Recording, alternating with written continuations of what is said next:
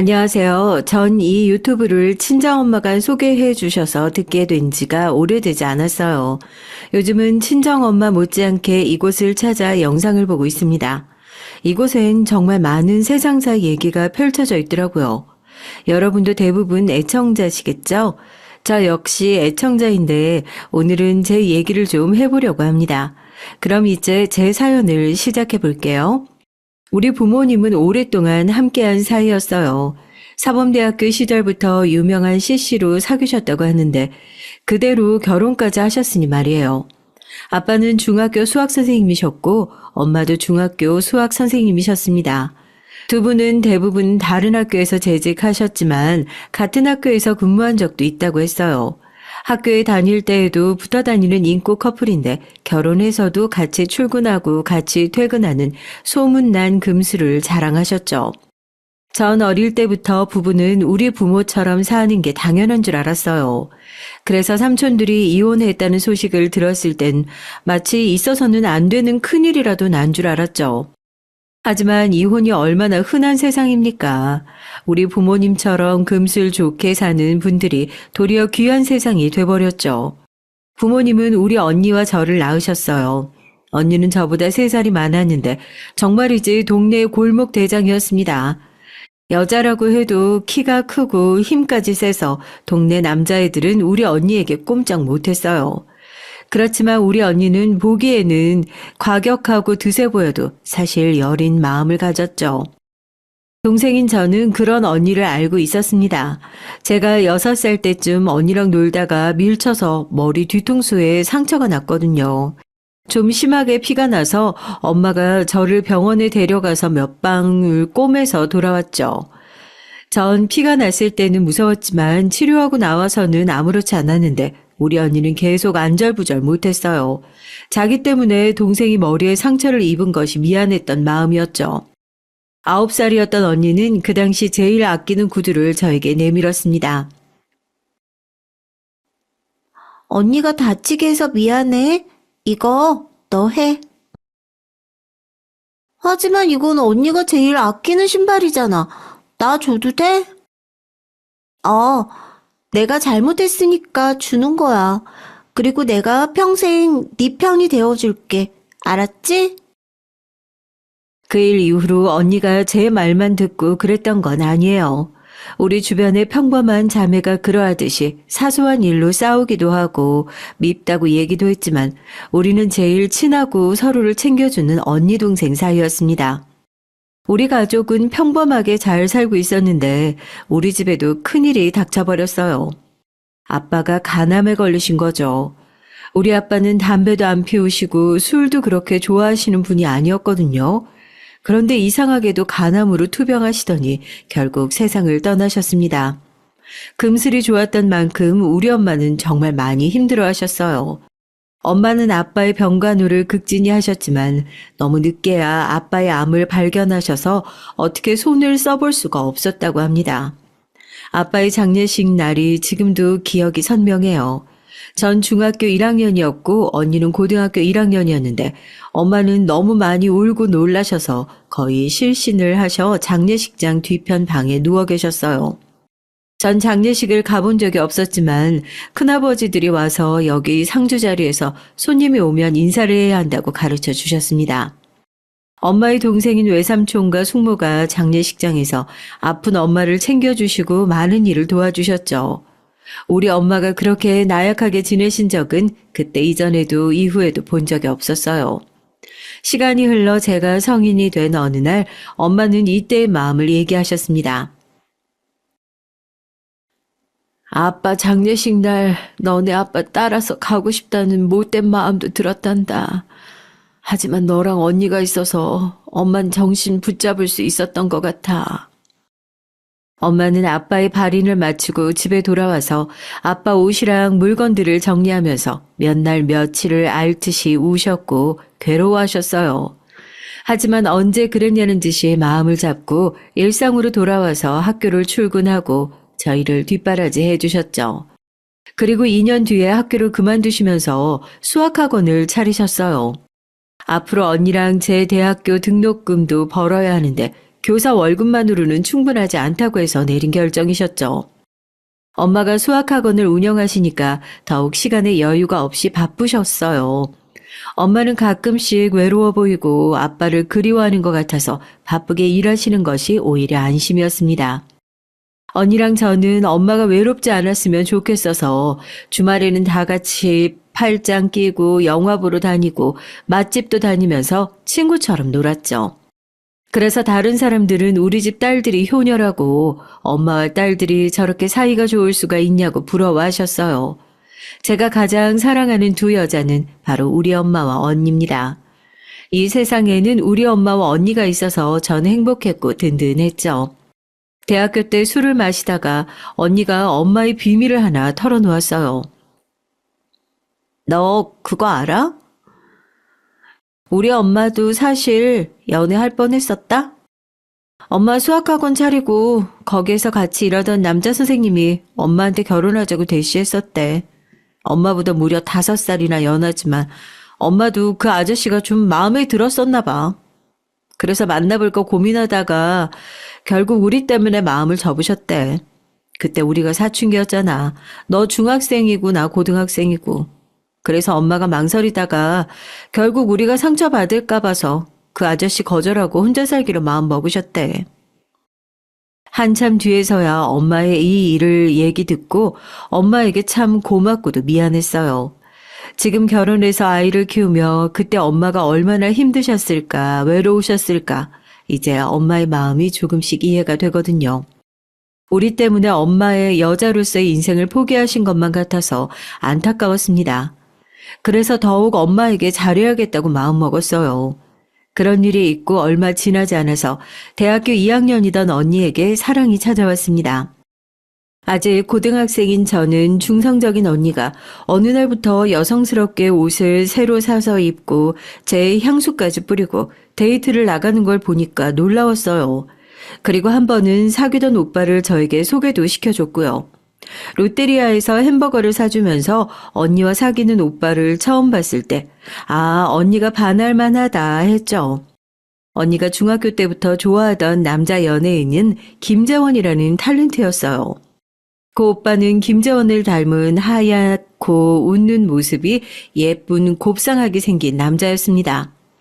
키는 김재원만큼 크지 않고 우리 언니랑 엇비슷했지만 언니는 그 오빠를 참 좋아했던 것 같아요. 하지만 언니의 사랑은 오래가지 않았답니다. 둘이 사귄 지 200일도 안 돼서 둘은 헤어졌어요. 헤어진 뒤 언니는 집에서 나가지도 않고 음악을 틀어놓고 자기 방에서 울기만 했죠. 제가 입시생이 아니었다면 언니를 데리고 밖에 나가서 기분을 풀어주고 싶었는데 어떻게 해줄 수가 없어서 안타까웠습니다. 어느 날인가는 한밤중에 친구 등에 엎여서 술에 취한 채로 집에 들어왔어요. 언니가 워낙 잘 놀고 다니긴 했지만 이런 모습으로 집에 오기는 처음이었거든요. 놀란 엄마와 나는 어떻게 된 일이냐고 물었는데 언니를 데려다 준 언니 친구가 말해줬어요. 사귀던 남자가 같은 동아리의 여자 후배와 바람을 펴서 언니가 너무 충격을 먹었다는 거죠. 롯데리아에서 만났던 그 오빠의 얼굴에 손으로 핥히고 싶을 만큼 미웠죠. 다행히 언니는 첫사랑의 실패를 오래 안고 가진 않았습니다. 2달이 지나서는 개그 콘서트 프로그램을 보고 웃을 수 있을 만큼 언니는 상처를 잘 회복했어요. 하지만 그건 겉으로만 보였던 모습일지도 몰라요. 언니는 제가 결혼해서 아들이 초등학생으로 큰 지금까지도 연애도 결혼도 하지 않고 있습니다. 더 늦게 전에 결혼해서 가정을 이뤄야 한다고 말씀하시는 엄마에게 언니는 늘 난 엄마랑 같이 살 거야. 우리 연약한 엄마 혼자 어떻게 두고 나가요. 게다가 내가 반할 만한 남자 찾기가 보통 어려워야 말이지. 이렇게 너스리를 떨면서 결혼을 거부하고 있어요. 지금 언니가 40이 넘었다고 해도 전 희망을 버리지 않고 있습니다. 언젠가 언니를 행복하게 해줄 남자를 만나서 연애도 하고 결혼도 할 거라고요. 바로 우리 남편처럼 좋은 남자 말이죠. 제가 남편과 만나게 된 얘기는 좀 특이하고 재밌어요. 한번 들어봐 주시겠어요? 제 나이가 28대였을 때 용인에 있는 회사에 다니고 있었죠. 집이랑 거리가 멀어서 회사의 기숙사에서 지내야 했어요. 그리고 입사한 지 2년 차 때의 일이 한참 바쁜 시기라 서울 집에 자주 가지 못했죠. 그런데 어떻게 어버이날인 5월 8일에 회사 휴가를 낼 수 있었어요. 저는 갑자기 본가에 올라갔거든요. 엄마랑 언니에게 깜짝 선물로 놀래켜주고 싶어서 미리 얘기도 안 하고 갔어요. 엄마 드릴 카네이션 꽃다발이랑 백화점에서 산 엄마와 언니의 커플 모자를 들고 콧노래를 부르며 집으로 걸어가고 있었죠. 그런데 지하철역에 내려서부터 우리 집까지 어떤 남자가 계속 저를 뒤쫓아오는 게 아니겠어요? 화난 대낮에 설마 치안일까 싶어서 아랑곳하지 않고 집으로 가고 있는데 정확히 저랑 같은 방향으로 계속 쫓아오니까 집에 가까워지면서는 점차 불안감이 커졌습니다. 슬쩍 뒤돌아보니까 세상에 무슨 야구선수처럼 키도 크고 몸집이 큰 데다 인상도 험상궂었어요. 나 이러다가 저 남자에게 큰일 나겠다. 전 집 앞 모퉁이를 돌기 전에 몸을 숨겼다가 그 남자가 그 모퉁이에서 빠져나왔을 때 냅다 갖고 있던 가방으로 남자의 얼굴을 마구 때렸죠. 우리 언니가 가르쳐준 치안 대비하는 몇 가지 호신술을 알고 있었거든요. 아, 왜 이래요? 왜 자꾸 절 뒤쫓아오는 거예요? 나 태권도도 배운 여자야. 어떻게 해볼 생각 말고 얼른 싹 가버리라고. 나 이상한 사람 아니에요. 저 경찰이란 말입니다. 그리고 10-6번지 집으로 가는 길이라고요. 남자는 다급히 팔로 제 가방을 막으면서 경찰증을 보여줬어요. 무궁화 3개가 박혀있는 경찰증에는 문성환 경장이라고 쓰여 있었죠. 헉! 어머, 정말 경찰이시네요? 이걸 어찌... 너무 죄송합니다. 그런데 진짜 10-6번지로 가세요? 거긴 우리 집인데 왜 경찰이 가시는 거예요? 우리 집에 무슨 일 생겼어요? 경찰은 저를 한참 쳐다보더니 알겠다는 표정으로 인사를 하기 시작했습니다. 아니요, 그 집에 무슨 일 없습니다. 제가 경찰로서 가는 길이 아니거든요. 처음 뵙겠습니다. 저 문성환이라고 하고 사실 그쪽 어머님을 뵈러 가는 길입니다. 그러면서 자기가 들고 있던 카네이션 꽃바구니를 들어서 보여주는 거예요. 그렇게 남자가 자기소개를 하고 나서야 치안이 아니라는 사실에 안심을 했어요. 우리 엄마를 만난다고요? 전 처음 뵙는 분인데. 집 앞에서 사람들 소리가 나니까 우리 언니는 집 대문을 열고 나왔습니다. 성환이 왔구나. 왔으면 벨 누르고 있지 않고. 아니, 연인, 네가 지금 집에 왜 왔어? 회사에 있을 시간 아니야? 나 휴가 내고 왔어, 언니. 이 남자분하고 아는 사이야? 그러고 보니까 둘은 처음 본 거겠구나.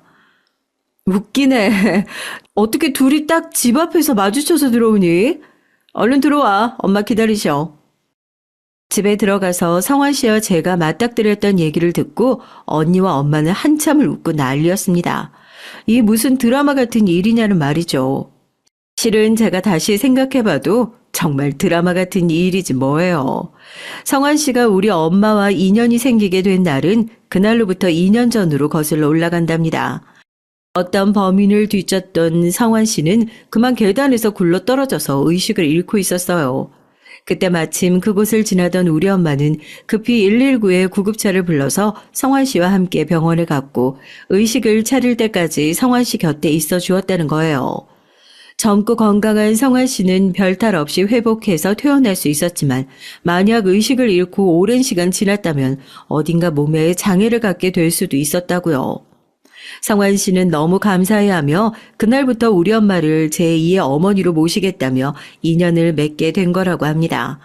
전화로 연락도 드리고 가끔 지나가다가 시간 되면 집에 들러서 엄마를 뵙고 갔대요.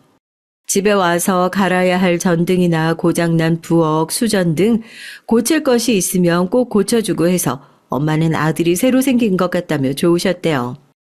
또 해마다 어버이날이 되면 이렇게 꽃을 들고 엄마를 찾아왔다고요. 하지만 전 그런 날 집에 있지 않았으니까 성환 씨를 오늘에야 처음 만나게 된 겁니다. 그런 사정이 있는 줄도 모르고 제가 아까 오해해서 미안해요. 아닙니다. 제가 덩치가 크고 인상이 좀 세죠. 우리 서에서도 얼굴만 보면 제가 용의자 같다고 놀리니까요. 알긴 아네. 연희가 놀랄만 하지. 나도 처음엔 얘 보고 우리 집에 들어온 강도인 줄 알았다니까? 언니와 성환 씨는 동갑의 나이에 둘 다 화통한 성격을 갖고 있어서 알게 된 지 얼마 되지 않아 친구가 됐다고 했어요. 하지만 전 처음 본 남자이기도 하고 굵은 곱슬머리에 각진 턱을 가진 날카로운 눈매의 성환 씨가 조금 무서워 보여서 쭈뼛대다가 제 방에 들어갔습니다. 성환 씨는 1시간 정도 얘기를 나누다가 자리에서 일어났다기에 배웅하러 현관까지 나가서 인사를 했죠. 만나서 반가웠습니다. 안녕히 가세요. 어머님, 연희 씨 연락처 좀 알 수 있을까요? 뭐야? 너 왜 내 동생 번호를 따냐? 모르겠다. 어머님, 저 둘째 따님에게 첫눈에 반한 것 같습니다. 제가 연희 씨 만나봐도 될까요? 허락 좀 해주세요. 성환 씨의 갑작스러운 고백에 우리 세 여자 모두 깜짝 놀랐죠. 우리 언니는 다음에 얘기하자면서 성환 씨 팔짱을 끼고 억지로 집에서 내보냈습니다. 그리고 며칠이 지나서 회사에 있던 어느 날 언니에게 전화가 왔어요. 저를 처음 본 그날부터 성환 씨가 집요하게 언니한테 제 번호도 묻고 사귀게 도와줄 수 없냐고 그렇게 졸라댔다는 겁니다. 그리고 저에게 그 남자를 어떻게 생각하냐고 했죠. 첫인상이 낯설어서 그 남자에 대해 별 생각이 없다고 했어요. 그럼 연희야, 지금 성환이가 바로 너랑 결혼하겠다는 건 아니잖아. 이놈이 직업 확실하고 인성이 괜찮은 놈이라는 건 내가 보장할 테니까 데이트 딱 3번만 해봐. 얘가 진짜 집요하게 날 너무 졸라대고 있어서 내가 미치겠다니까. 너랑 몇 번 만나보면 너도 걔 답이 설 거 아니야. 중간에 이 언니 살려준다 셈 치고 3번만 부탁한다. 이렇게 전 그 남자와 첫 데이트를 하게 됐어요. 첫 데이트에서 성환 씨는 언니에게서 제가 영화 보는 것을 좋아한다고 들었던 모양이에요. 만나기로 약속한 영화관 앞에서 기다리고 있는데 저 멀리서 성환 씨가 우리 엄마와 같이 차에서 내리는 게 아니겠어요? 어머, 우리 데이트 아니었어요? 엄마가 어떻게 같이 왔어요? 아유, 내가 젊은 남녀끼리 재밌게 둘이서만 데이트하라고 했는데 글쎄 나도 꼭 같이 영화를 봐야 된다고 집에 있는 날 억지로 끌고 나온 거 아니겠니? 주연이한테 얘기 들었어요. 여자 셋이서 영화 보는 게 전통이라면서요? 앞으로는 저도 그 전통에 좀 껴주세요. 미인 2분을 모시게 돼서 영광입니다. 성환 씨가 이렇게 환하게 웃으니까 처음으로 인상과 달리 마음이 깊고 따스한 사람이라는 것을 느낄 수 있었죠. 영화를 보고 나와서는 언니도 불러내서 넷이서 파스타에 와인까지 곁들여서 맛있는 저녁 식사를 하게 됐습니다. 성환 씨가 우리 엄마와 언니도 데이트에 함께하며 넷이서 즐거운 시간을 보내고 나니까 전 그 사람이 달리 보였고 좀 더 이 남자를 알아가고 싶다는 마음이 들었어요. 그래서 다음 데이트를 잡는 성환 씨의 문자에 흔쾌히 예스라고 답했습니다. 이렇게 성환 씨와 만나게 됐고 언니의 요구대로 단지 3번만 데이트를 하고 끝나진 않았죠. 우리 커플은 1년 365일 중에 아마 350일은 만났을 거예요. 성환 씨는 바쁜데도 어떻게든 제 얼굴을 보러 용인까지 와서 단 30분만이라도 만나고 다시 서울에 갈 만큼 열정적으로 저를 좋아했습니다. 그리고 사귄 지 1년쯤 되니까 자기가 책임질 테니까 회사 그만두고 서울 집으로 올라오면 안 되겠냐고 매일 졸라댔어요. 이 남자가 외모는 좀 거칠어도 마음은 정말 따뜻하고 정이 깊은 사람이에요. 절 지극정성으로 아껴주는 데다가 늘 혼자 계신 우리 엄마와 언니까지 챙겨주는 이 남자에게 마음이 안 생길 리가 없었습니다.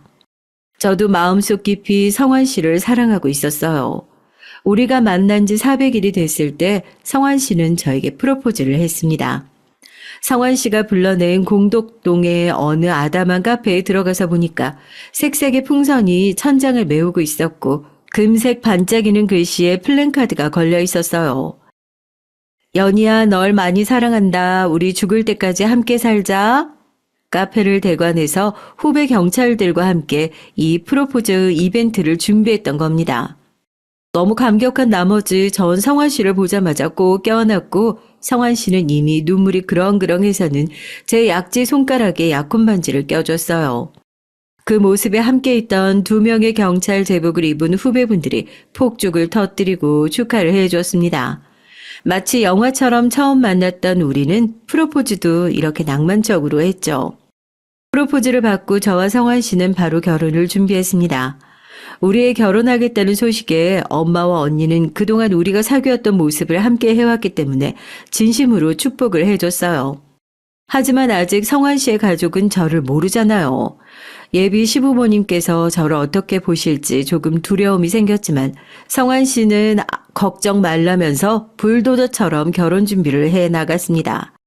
그래서 전 성환 씨만 믿고 가족분들께 인사를 드리러 처음으로 성환 씨네 집에 갔어요.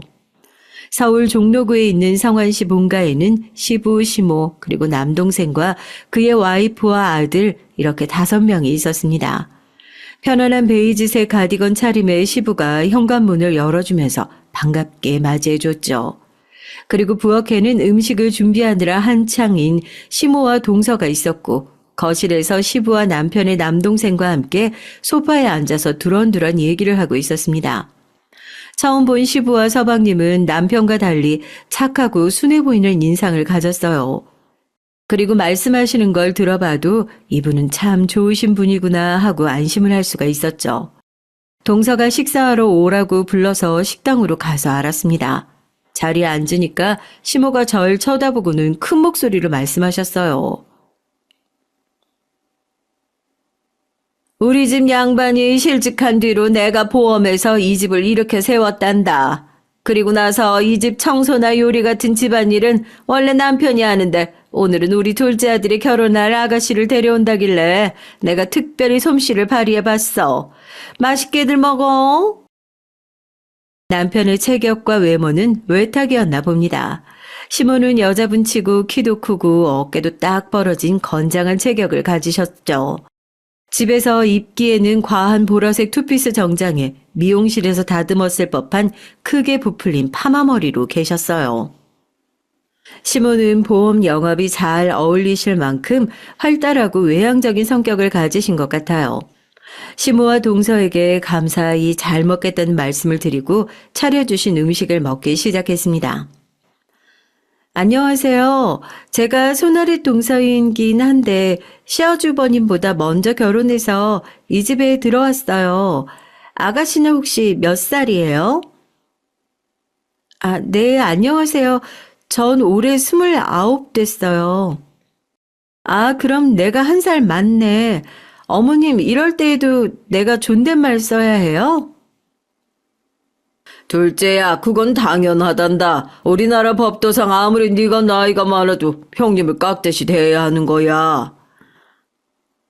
어머니, 제가 이 집에도 먼저 들어오고 나이도 많은데 편하게 말은 놓고 해도 되죠? 아유, 모르겠다. 니들 편한 대로 하거라.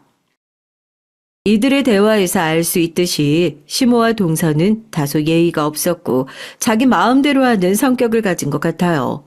시모는 시부가 실직하고 40대의 늦은 나이에 보험 영업을 시작했다고 합니다. 특유의 외향적이고 사교적인 성격으로 일이 맞아서 제일 실적이 좋을 때에는 수당이랑 다 합쳐서 1년에 3억은 벌었을 거라고 침을 튀기며 스스로 자랑을 하셨어요. 지금 환갑이 다 된 나이에는 경쟁이 치열해져서 그때만큼은 못하지만 지금도 월 300은 거뜬히 벌고 있다고 뿌듯해하셨습니다. 그리고 그렇게 자기 자랑을 하는 와중에 무능력하다면서 시부를 깎아내리시더라고요. 시모도 시모인데 사실 더 요상해 보이는 건 동서였어요. 처음에는 동서도 시모처럼 활달한 성격으로 대하기가 편하겠구나 생각했지만 같이 대화를 하면 할수록 사람이 좀 아나무인이라고 할까요? 아까부터 제가 나이도 어리고 늦게 결혼했는데 형님 해가면서 존대하는 게 싫은지 시모한테 몇 번이나 졸라대며 저를 하대하고 싶어하는 눈치였습니다. 그리고 처음 만나는 자리에서 어찌나 자기 친정집 자랑을 하는지요. 아버지가 어릴 때 돌아가셔서 친정엄마가 혼자 키우셨다면서요? 뭐 하셔서 돈을 버셨나요? 원래 중학교 선생님이셨고, 나중에는 학원을 차려서 원장님으로 계셨어요. 아, 학원 학생 수가 몇 명? 그런 학원은 한 달에 얼마나 벌어요? 월 1,000만 원도 안 될 거 아니야. 살기 빠듯했겠다. 월 1,000만 원까지는 아니어도 저랑 언니 충분히 키우실 만큼 버셨던 걸로 알고 있어요. 그렇게 걱정할 정도는 아니라서 서울에 자가로 집도 있고 지금 연금 꼬박꼬박 잘 나오실 정도로 모으셨으니까요. 그렇구나. 설마 제 얘기에 기분 나쁘신 건 아니죠? 제가 워낙 부유한 집안에서 자라왔거든요. 서민들 생활을 잘 몰라서 그냥 단지 궁금해서 물어본 거니까 괜히 오해 말아요. 우리 친정 아빠가 건설 기계 쪽 회사를 하고 있거든요. 1년 매출이 100억은 넘으니까 꽤 큰 회사의 오너랄까나? 전 어릴 적부터 용돈도 따로 없이 자랐어요. 그냥 엄마 카드로 쓰고 싶은 만큼 쓰고 살았거든요. 여보, 형수님 처음 보는 자리에서 이런 얘기는 적당하지 않은 것 같은데 그만하죠. 우리 형이 형수님 얘기 참 많이 해서 진작에 뵙고 싶었어요. 역시 듣던 대로 엄청 미인이시네요. 서방님이 자기 자랑을 끊는 데다가 제 외모 칭찬을 하니까 동서는 질투가 나고 기분이 상한 기색이었습니다. 여보, 나도 저렇게 성형했으면 장난 아니지. 지금이라도 어떻게 해볼까? 아기 낳기 전엔 나도 44 사이즈였는데 출산하고 나서 이렇게 됐지 뭐야? 제가 나중에 동서 결혼식 사진 봤는데요. 44 사이즈요? 지금하고 똑같던데요. 88 사이즈? 그리고 제가 성형했다고요? 얼굴 한 군데 손댄 곳 없는데 처음 만난 저를 알지도 못하면서 성형녀로 만들어버리니 전 너무 억울하고 기분이 나빴습니다. 동서는 저렇게 상대방 기분 나쁘게 말하는데 선수예요. 자기에게 관심이 집중돼야 직성이 풀리거든요. 자기 마음대로 되지 않으면 저렇게 없는 말을 마음대로 지어내서 뱉어버리니까요. 재수씨, 우리 연희씨 오늘 처음 봤는데 누가 성형했다고 그래요? 연희씨 얼굴엔 손댄 적 없는데 그렇게 오해할 정도로 이쁜가 봐요? 성환 씨가 이렇게 속 시원하게 저 대신 얘기해줘서 고마웠습니다. 나중에 들은 얘기지만 성환 씨는 사실 동서를 싫어했어요. 자기가 범죄자나 나쁜 놈들 많이 다뤄봐서 아는데 동서 같은 여자가 은근히 사람들 분란시키고 사기치는 사람들 중에 많이 보이는 사람이라고요. 집에서 경제권을 쥐고 있는 성환 씨 엄마에게 갖은 아양을 떨고 잘하는 듯 보이지만 뒤로는 엄마 돈 타먹을 생각만 하고 며느리가 할 일도 제대로 안 한다고요. 그리고 사람 좋은 아버지에게는 인사만 건성으로 하고 말도 무시하듯이 해서 꼴 보기 싫다는 겁니다. 결혼하고 나중에 시댁에서 지켜보니까 성환 씨가 정확하게 보는 거였어요. 생신 선물이나 명절 용돈도 시모와 시부 너무 차별이 심하게 챙기던 거 있죠? 동서는 말끝마다 돈 하면서 돈 좀 있어 보이면 납작 엎드려서 실실거리고 돈도 별로 없고 사람이 착하다 싶으면 제 마음대로 굴고 괴롭히기까지 하는 아주 야비한 여자였어요. 우리 부부는 결혼식을 마치고 발리 신혼여행에서 돌아와서 시댁에서 자고 가기 위해 방문했었습니다. 시부는 우리가 피곤할 텐데 일찍 쉬라면서 성환 씨 방으로 보내주셨어요. 그 방에는 더블 침대에 깨끗한 하얀색 새 침구가 깔려 있었고 그 옆에 협탁에 분홍색 리시안셔스 생화가 화병에 꽂혀 있었고요. 여기 오빠가 쓰던 방 맞아요? 여자 방처럼 너무 예뻐요. 내 방이 왜 이렇게 됐지?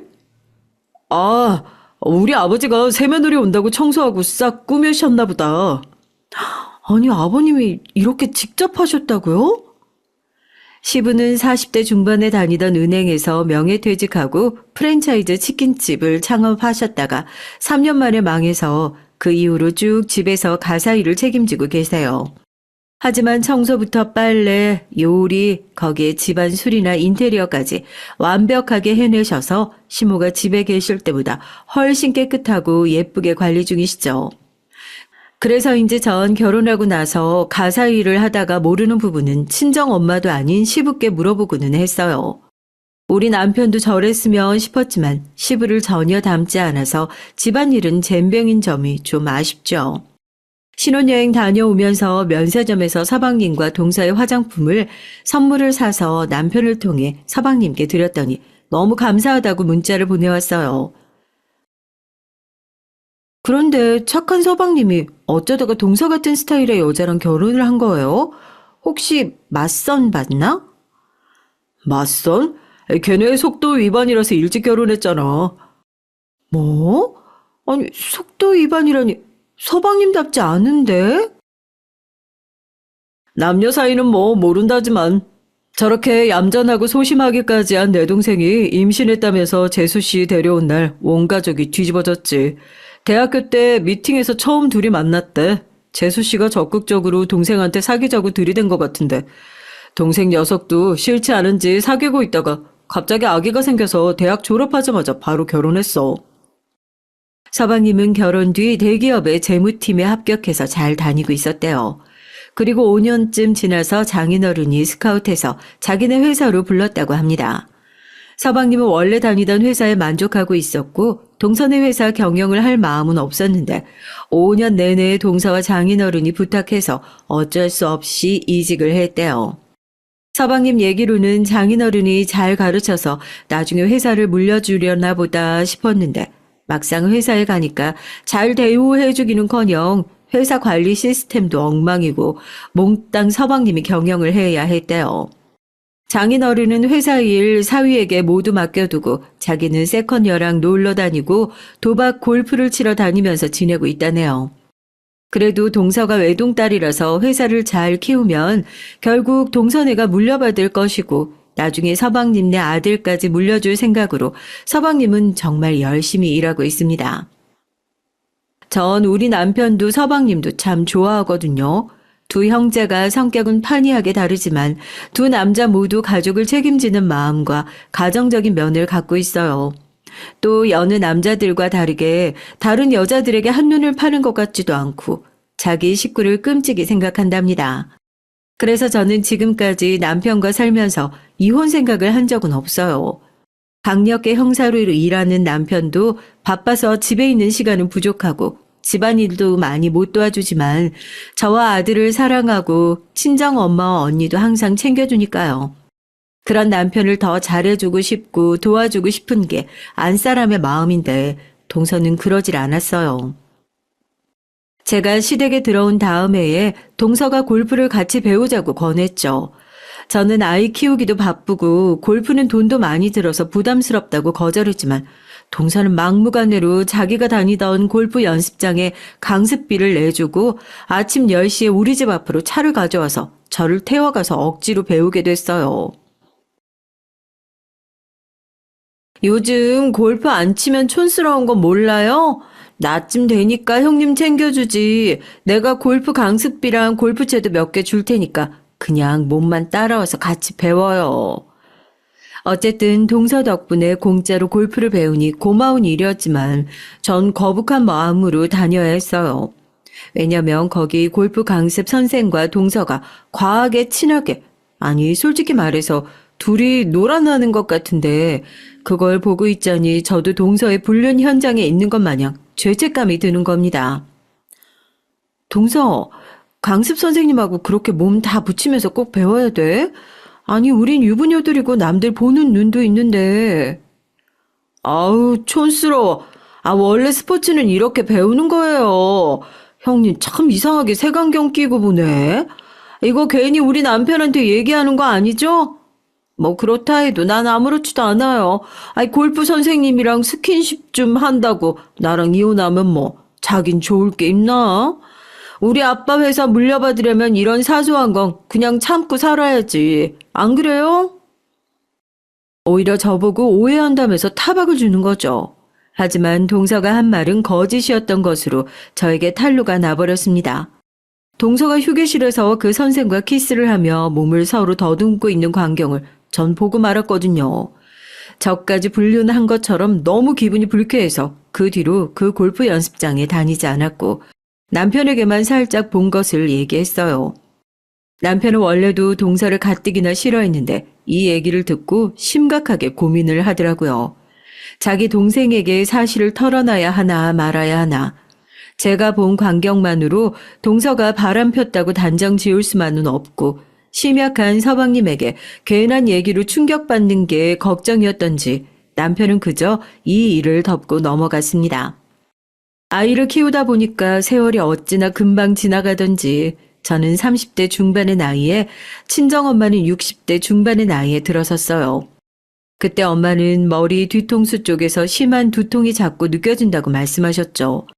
언니는 병원에 가서 검사 받아보자고 했지만 엄마는 감기 외에는 병원에 간 적도 없다며 건강을 자신했습니다. 진통제만 복용하면서 증상이 지속된 지 2주가 넘어가 갑자기 엄마는 집에서 쓰러지셨고 이를 발견한 언니가 근처 큰 병원으로 모시고 갔어요. 검사 결과 엄마는 뇌졸중의 한 유형인 박리성 뇌동맥류로 진단받았습니다. 그리고 입원해서 치료받으신 뒤 퇴원을 하셨죠. 하지만 엄마는 갑자기 멍하니 한 곳을 응시하고 있고 언니가 말을 걸어도 알아듣지 못하신다고 하는 거예요. 엄마의 기억이 깜빡깜빡하고 순간적으로 헛소리를 하시기도 했죠.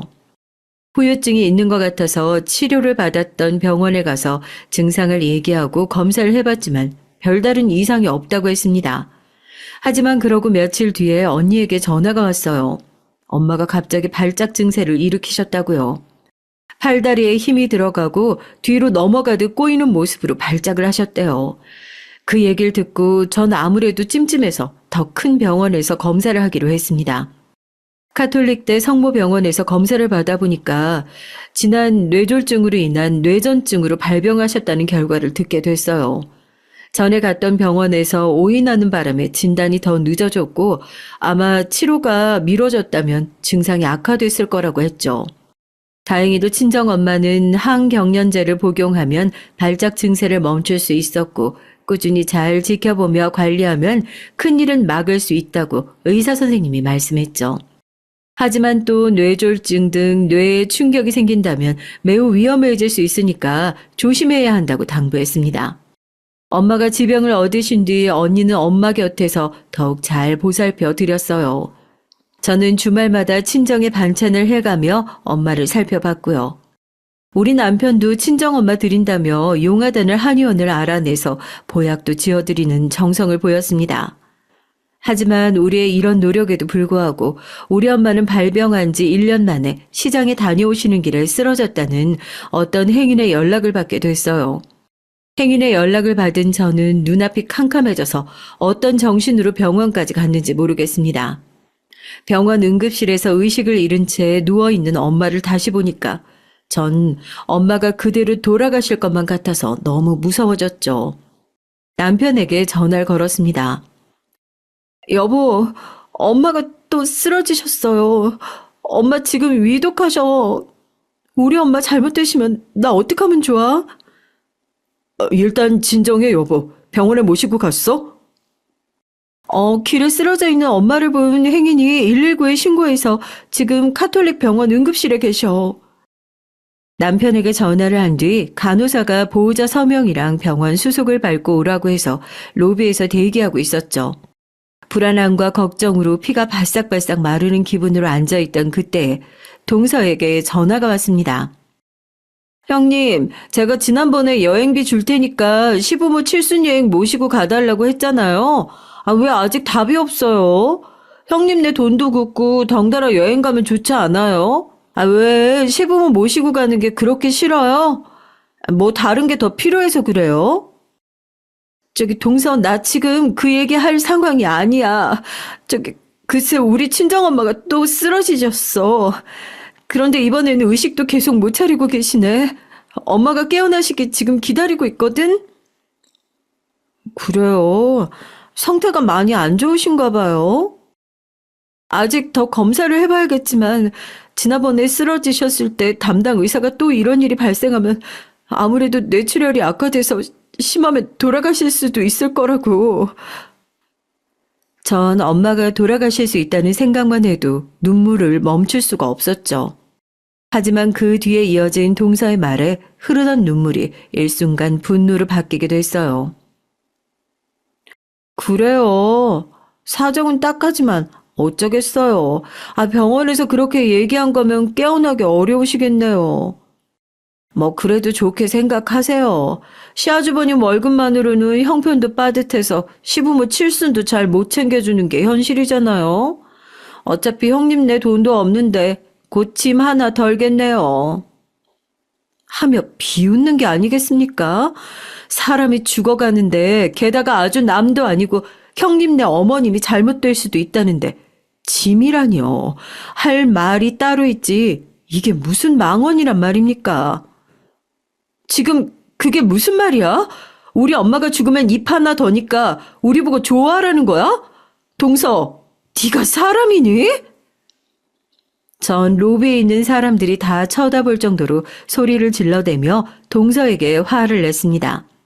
하지만 동서는 그냥 전화를 끊어버렸어요. 가뜩이나 마음이 불안해했던 저는 이런 말까지 듣고 나니까 다리에 힘이 풀려서 의자에 털썩 앉아 엉엉 울고 있었죠. 조금 지나자 남편이 헐레벌떡 뛰어서 병원에 들어왔어요. 그리고 울고 있는 저를 발견했죠. 여보, 무슨 일이야? 장모님 어떻게 되신 거야? 여보, 엄마 아직 응급처치 중이셔. 근데 방금 동서가 전화로 우리 엄마가 죽으면 짐 하나 더 넣는 게 아니냐고 하는 거야. 이 말 듣고 지금까지 얼마나 울었는지 몰라. 뭐? 그년이 하다하다 그런 말까지 당신한테 했단 말이야? 사람 목숨이 오가는 이런 상황에서 말이지. 뭐냐, 그동안 내가 너 가족이라고 봐줬는데 어디 끝까지 해보자. 남편은 저보다 더 화가 났어요. 하지만 일단 우리는 친정 엄마가 깨어나시기를 기도하며 옆에서 병간호를 해야 했습니다. 하나님이 우리 부부의 기도를 들어주셨던 걸까요? 다행히 우리 엄마는 다음날 의식을 차리셨고 하루가 지나지 않아 저와 남편, 아들, 언니까지 모든 가족들의 얼굴을 알아볼 수 있게 됐죠.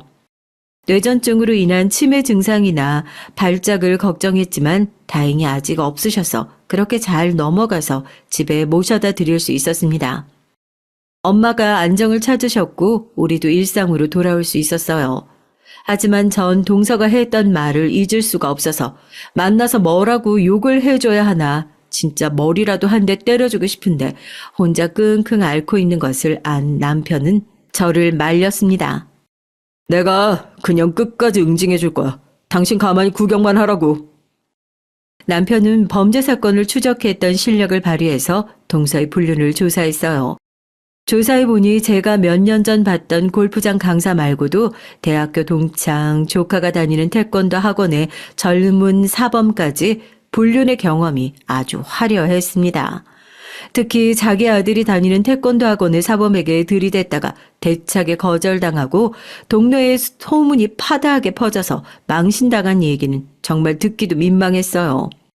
다른 이유를 서방님에게 둘러대고 옆 동네로 이사까지 가야 했다니까요. 더 기가 막힌 이야기도 있습니다. 시동생과 결혼할 즈음 임신한 몸으로 친구들과 클럽 가서 처음 본 남자들과 놀았다는 거예요.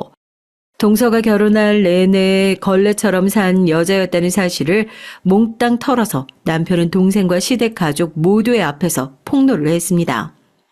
경찰인 내 남편이 조사한 확실한 증거까지 있으니 동서는 어떻게 발뺌도 못했어요. 너 같은 여자가 내 동생 인생 망쳤으니까 이혼하고 돈으로 보상해라. 안 그러면 진짜 피 본다. 경찰 공무원이 남의 뒷조사나 하고 나라 꼴 잘 돌아간다. 네가 협박했다고 내가 눈 하나라도 깜짝할 줄 알고. 설사 이혼한다고 해도 위자료 어디 그렇게 큰 돈을 준대니? 여보, 당신 형 말은 듣지도 마. 다 과거야. 나 이제 바람 안 피우고 잘할 테니까 그냥 넘어가 줘. 막말로 내가 지금 이혼해준다고 해도 빈손으로 끝낼 거야. 나중에 우리 아빠 죽으면 회사도 결국 다 당신이랑 우리 애한테 갈 건데 내가 바람 좀 폈다고 괜히 남편 자존심 세우지 말고 그냥 사는 게 낫지 않겠어? 동사는 이렇게 뻔뻔하게 나왔습니다. 그 입 닥쳐. 가정 있는 여자가 바람을 몇 번이나 펴놓고서 지네 집에 돈 좀 있다고 반성을 하기는커녕 뭐라고? 회사? 유산? 나 장인어른 유산 받을 생각으로 이날까지 당신 참아주고 산 거 아니야. 우리 애가 장인어른 회사를 바란다고? 웃기고 있네. 당장 이혼이나 해. 동서는 그날로 시댁에서 서방님 내에서 쫓겨났습니다. 그리고 서방님은 이혼 전문 변호사를 고용해서 이혼 청구 소송을 시작했어요. 동서의 잘못이 명명백백했기 때문에 결국 서방님이 승소해서 살고 있는 아파트를 재산 분할하고 위자료 5천만 원 그리고 조카의 양육권도 얻어낼 수 있었습니다. 하지만 이 정도로 끝을 낼 우리 남편이 아니었죠. 남편은 동선의 친정 아빠를 만나서 단판을 지었습니다. 당신 딸이 불륜했던 사실과 증거들을 주면 사람들에게 오픈해도 되겠습니까? 당신 딸은 자기 잘못을 인정하지 않고 합의금을 안 주고 있는데 아버지로서 책임지셔야죠. 뭐 이딴 게 와서 내 딸이 어쩌고 어째? 이혼하고 아파트 반으로 갈랐으면 됐지. 무슨 돈이 더 필요해? 당신 손자를 내 동생이 키우려면 양육비가 필요해요. 현금 7억 마련해 주시죠. 아니면 회사 게시판에 사장 딸이 이러고 살았다는 글을 올려도 괜찮으시겠습니까? 동서의 아버지는 처음에는 명예훼손으로 고소하겠다며 화를 내고 남편을 내쫓더니만 결국 며칠 뒤에 합의금을 보냈습니다. 이렇게 서방님은 힘든 이혼 소송을 끝내고 위자료와 합의금까지 얻어낼 수 있었죠. 서방님은 저녁 무렵 우리 집에 고급 양주 한 병을 들고 찾아왔어요. 형수님, 죄송합니다. 오늘 형이랑 좀 취하도록 마셔도 될까요? 서방님 어서 오세요. 아니, 물론이죠. 제가 맛있는 안주 해올릴 테니까 편하게 드세요. 마음고생이 심했던지 서방님은 볼이 패인 얼굴이었어요. 서방님은 남편과 즐겁게 술을 마시면서 얘기를 한참 동안 했습니다. 그렇게 양주 한 병과 소주 한 병을 비워내고서야 술에 취한 서방님은 속마음을 얘기했어요. 형, 그리고 형수, 고마워요. 나 이혼할 수 있게 도와줘서. 나 그 여자가 문제 많은 것도 알고 나랑 맞지 않는다는 생각을 결혼한 내내 하고 살았어. 심지어 밖에서 남자 만나고 다닌다는 것도 눈치채고 있었는데 등신같이 그냥 참고 살았어. 내가 장인회사 물려받고 싶어서라고?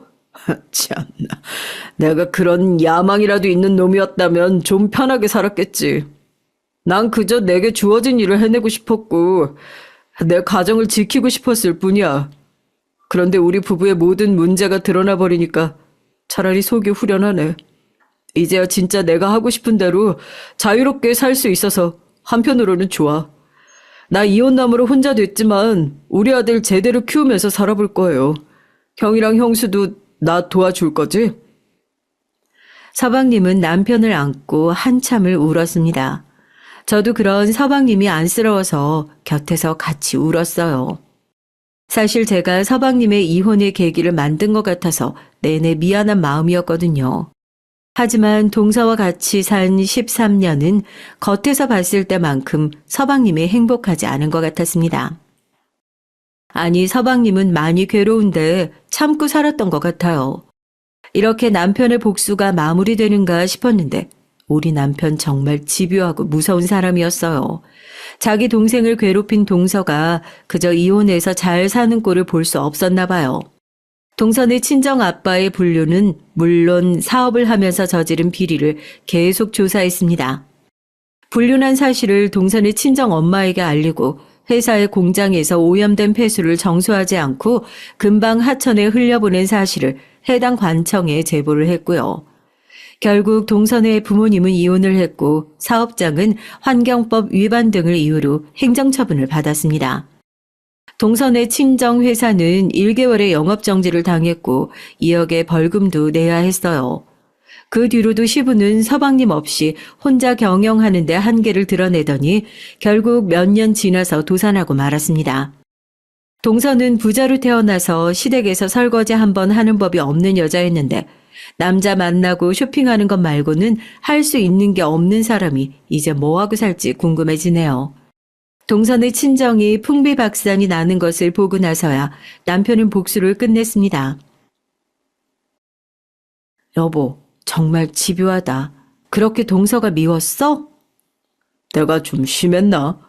우리 집에 들어올 때부터 죽 싫어했던 것도 사실인데 내 동생이랑 당신한테 상처 주는 걸 보니까 내가 잠깐 돌았나 봐. 그리고 그 여자나 그 친정 사람들 모두 좋은 사람들은 아니었잖아. 이제야 밤에 발 뻗고 잘 수 있겠네. 남편은 속이 후련하다는 표정을 하고 있었어요. 이후로 동서가 어떻게 살고 있는지는 정확히 몰라요. 하지만 조카가 가끔 엄마를 만나고 오면 엄마가 불쌍하다고 행복해지면 좋겠다고 얘기를 하곤 합니다. 착한 아들에게는 하나뿐인 소중한 엄마니까요. 동서가 자기 잘못을 깨닫고 사람이 바뀐다면 전 같이 차도 마시면서 연락도 하면 좋겠다고 생각해요. 그리고 제 도움이 필요하면 돕고도 싶고요. 하지만 남편은 사람 안 변한다. 당신 그렇게 물러서 큰일이다 라면서 제가 동서랑 연락하는 것을 반대하고 있습니다. 전 동서가 나쁜 사람이라고 생각했지만 지금 사정이 딱하니까 또 동정심이 자꾸 생기지 뭐예요. 제 사연을 듣고 계신 분들도 남편 말이 맞다고 생각하시나요? 아니면 제 마음처럼 동서와 연락을 해도 괜찮다고 생각하시나요? 현명한 분들이 많으시니까 저에게 조언을 좀 해주세요. 여러분이 남겨주신 댓글을 보고 동서와 어떻게 지낼지 결정을 해볼게요. 그럼 저는 여기까지 글을 써보겠습니다. 부족한 글솜씨로 제 사연을 털어놓아 보니 후련한 마음이 드네요. 저의 얘기 귀 기울여 들어주신 여러분 모두 감사합니다. 안녕하세요. 저는 30대 결혼 3년차 주부입니다. 오늘은 제 파란만장한 학창시절과 결혼생활 그리고 그 결혼생활의 마침표를 찍게 되기까지에 대해 얘기를 해볼게요.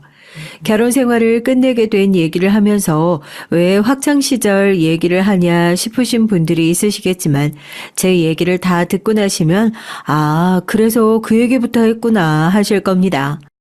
제 고등학교 시절은 정말 남달랐어요. 남달랐다는 게 긍정적인 의미로 남달랐다는 건 아닙니다. 저는 근방에 모르는 사람이 없는 노는 학생, 소위 일진이었거든요. 지금 생각하면 뭐 그렇게 자랑할 과거는 아니지만 나름의 변명 아닌 변명을 해보자면요. 맞벌이를 하셨던 부모님 때문에 저는 늘 혼자 있는 시간이 많았고 초등학교 때부터 제일 친했던 친구가 그쪽으로 발을 들이면서 저도 자연스럽게 노는 친구들과 어울리게 됐죠.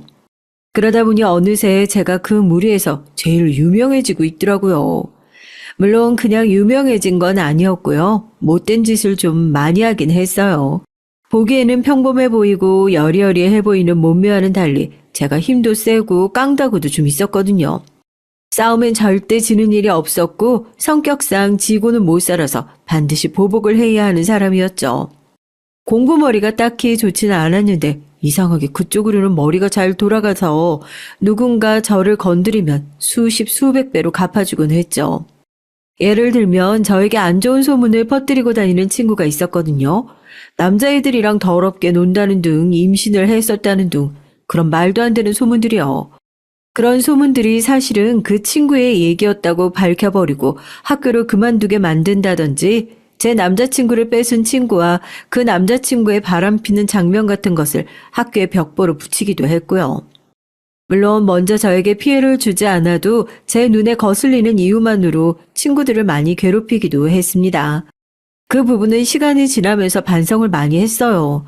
어렸다고는 하지만 그래도 그랬으면 안 되는 거였는데 누군가에게는 평생 씻을 수 없는 상처가 되기도 하니까요. 그걸 깨닫게 된 계기가 전에 저를 이 길로 이끌었다던 초등학교 때부터 친했던 친구였어요. 그 친구가 제 뒷얘기를 하고 다닌다는 걸 알고 정말 상처를 많이 받았거든요.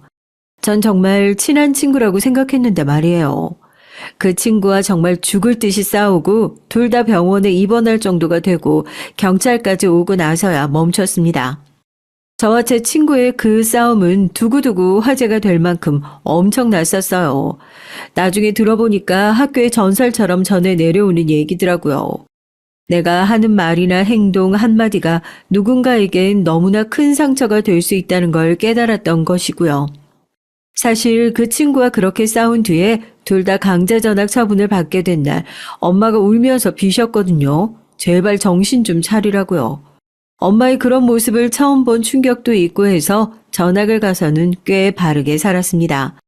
가끔 제 소문을 어디서 들었는지 무서워서 피하는 무리들과 괜히 시비를 거는 무리들 때문에 속에서 울컥울컥 할 때가 있었지만요. 그래도 큰 사고는 안 치는 선에서 늘 참아가며 나름 학창 시절을 잘 마무리했어요. 사실 저도 제가 정신을 차리게 된 날이 오리라고 생각하지 않았는데 저희 부모님은 오죽하셨겠어요. 하도 사고를 많이 쳐서 이제 엔간한 사고는 사고 같지도 않다던 엄마가 제 변한 모습에 제일 기뻐하셨던 기억이 납니다. 나는 네가 고등학교를 무사히 제때 졸업을 하고 대학이라는 곳을 간다는 것 자체가 기적 같으니까 앞으로 네 인생에 터치하지 않을 거야. 사고만 치지 마. 별로 유명한 대학은 아니었지만 그래도 취직이 잘 된다는 과를 골라 학교를 갔습니다. 거기서도 얌전히 지냈어요. 같이 학교 생활들 하던 동기들 말에 따르면 술에 취하면 갑자기 다른 사람이 된 것처럼 무섭게 욕을 한다고는 했지만 누굴 때리거나 크게 피해 준 일은 없었어요. 가끔 욱하는 날에는 정말 속으로 몇 번의 참을 인을 새겼는지 몰라요. 대학을 다니다 보면 진상 선배는 꼭 한 명씩 있잖아요.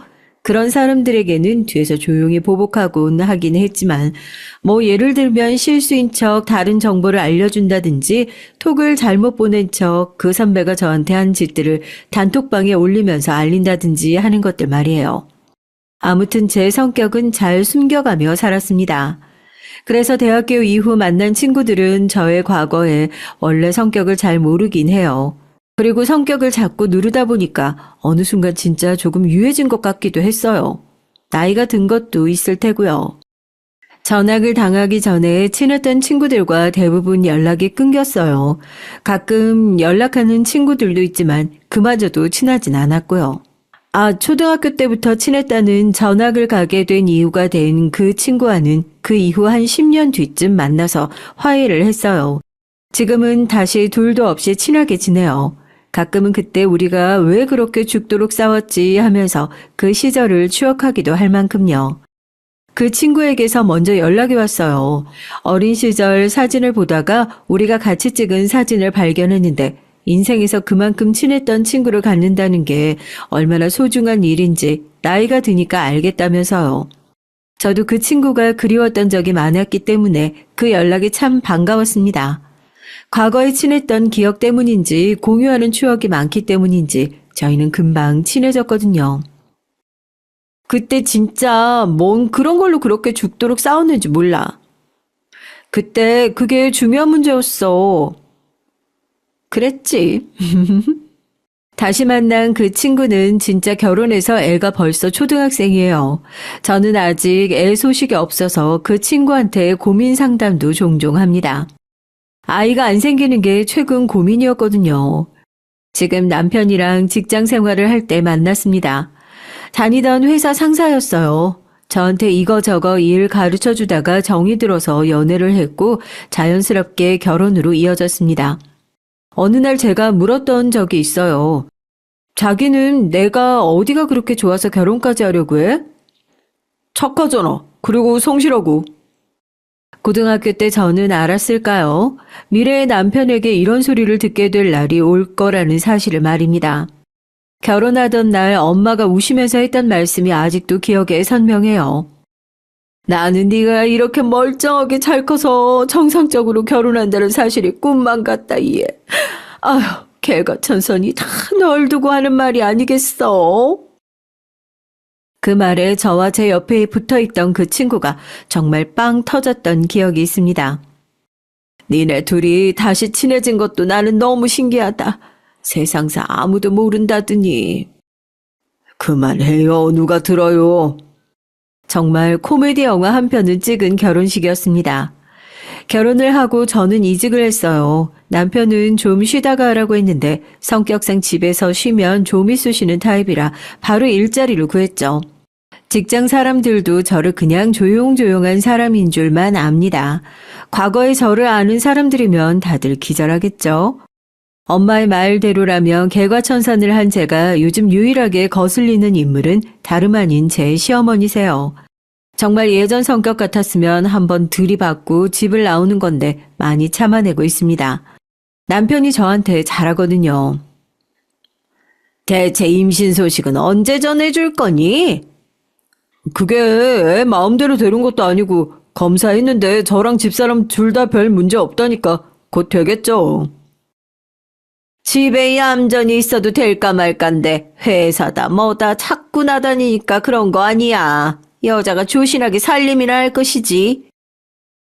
그런 얘기를 들으면 정말 목 끝까지 욱하고 뭔가가 올라왔지만 늘 참아냈습니다. 둘이 벌면 더 좋죠. 그러면 어머님께 용돈도 더 많이 드릴 수 있고. 그렇게 말하면 늘 투웅한 얼굴로 중얼중얼 거리셨어요. 네가 그렇게 말하니까 내가 꼭 용돈 바라는 시어머니 같잖니? 그건 몇 푼 된다고 유세야 유세는. 그렇게 말씀하시면서 용돈 입금 날이 하루라도 늦으면 칼같이 전화가 와요. 왜 입금 안 하니 하면서 말이죠. 그렇게 가끔 저를 기채우는 시어머니만 아니면 나름 평탄하고 고민 없는 삶을 이어가고 있습니다. 그런데 어느 날부터 남편이 이상했어요. 원래 저 같은 애들은 촉이 좀 많이 좋거든요. 근데 자꾸 제 눈치를 슬금슬금 살피고 어느 순간 회식을 핑계로 일주일에 2번 이상 집에 늦게 오기 시작했어요. 결정적으로 원래 없었던 잠금이 생겼습니다. 휴대폰에 말이죠. 저 새끼 바람났구나 하고 생각했어요. 당장 가서 잡아 족치고 어떤 년인지 알아내서 과거에 제가 했던 것처럼 난장을 피우고 싶었지만 저는 이제 어른이고 그때는 어린 학생이니까 또 가능했던 일이 있지 않겠어요? 저는 당장 그 다시 만난 절친 민지에게 상담을 요청했죠. 미친 거 아니야? 개자식 그게 죽으려고 어디 감히 바람을 펴? 아직 확실한 건 아니야. 심증이지. 너 그런 촉이 틀린 적 있었어? 슬프지만 맞는 말이었어요. 그리고 그런 노래 가사도 있잖아요. 왜 슬픈 예감은 틀린 적이 없나. 일단 그래도 증거를 수집해야 돼. 휴대폰부터 봐야겠지? 당연히 그거부터지. 남편이 잠들었을 때 휴대폰을 가지고 작은 방으로 갔어요. 그리고 불빛에 비춰서 지문이 찍힌 자리를 보고 패턴을 알아내 풀었습니다. 곧장 톡을 확인했죠. 이 미친 새끼가.